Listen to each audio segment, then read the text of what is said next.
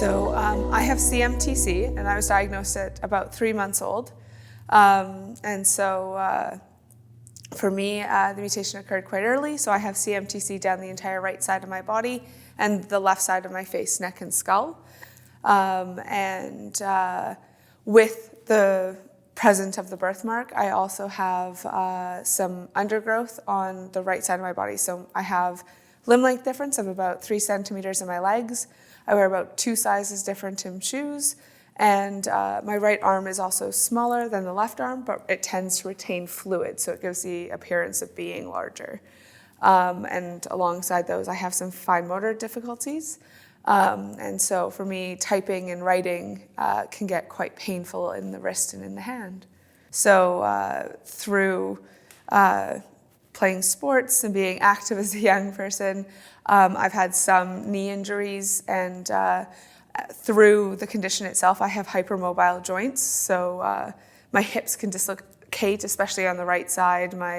All my joints move a little bit more than they're supposed to, which can sometimes result in injury or accident and those kind of things. So I just have to be really cautious of that and make sure that I'm not putting myself in a position where that can happen.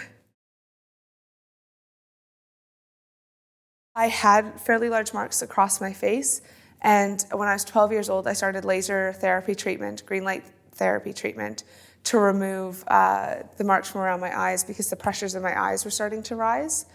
And so for fears of glaucoma and attempt at prevention, I've received 18 years of laser treatment on my face to remove the marks.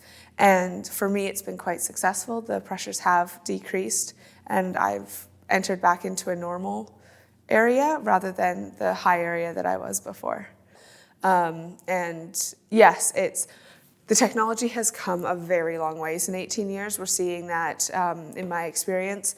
If I had started now, it probably wouldn't have taken nearly as many sessions and as many years of treatment. But back when I was 12, when we started, it was still very good. It wasn't as impactful each individual treatment. And so it took more treatments to get as far as we've gotten in 1 or 2 treatments now.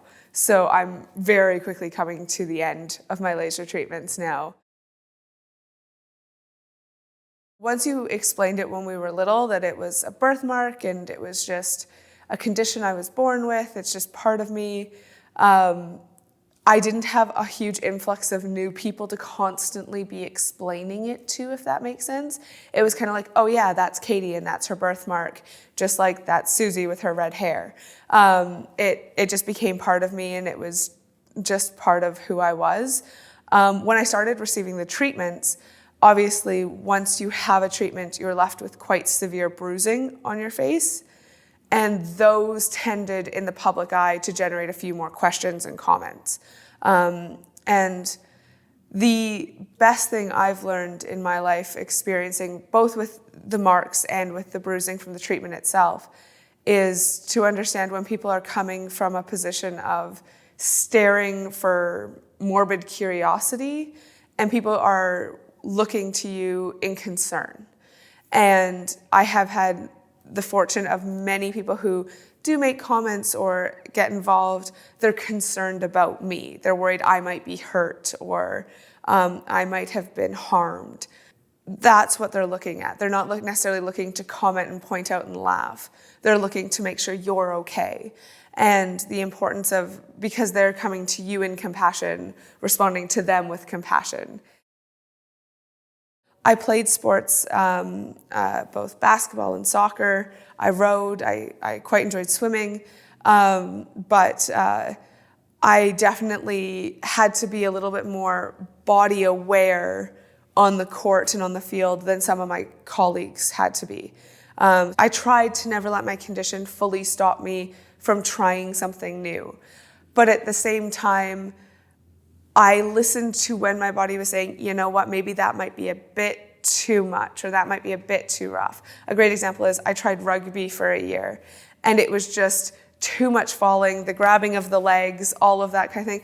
I realized my body was hurting quite a bit more to do this, and it wasn't so enjoyable that it was worth what I was going through. So listening to your body, it will tell you where it needs some support, where it's doing well, and not being afraid to give it a try, but keep in mind what you know about yourself.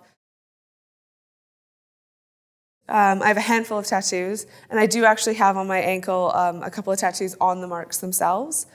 I would say that in every case, obviously it's different, and every person's vascular malformation is going to be very different. Before we did any tattooing in any place, there was the involvement of my GP, my dermatologist, my hematologist, when I was younger, my vascular specialist, and the tattoo artists themselves. So we always made sure that it was just like much medical treatment is done in a team environment, we had the same conversations in a team environment around me receiving tattoos.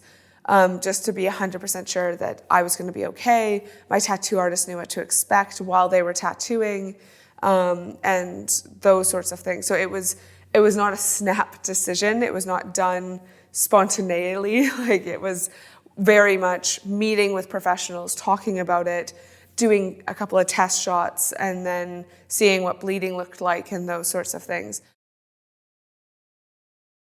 I enjoy my life and hiking and walking in Canada.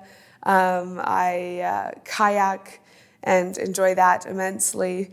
I enjoy my job and the people I work with, and they're all very understanding about the need that I have for maybe a few more medical appointments than my average colleague has. For me, life at this point right now is very much about maintaining treatments and ensuring that I am seen annually by my specialists, and just keeping track of things.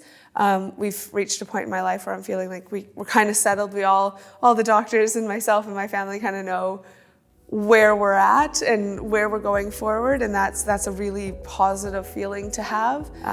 It's a nice place to be.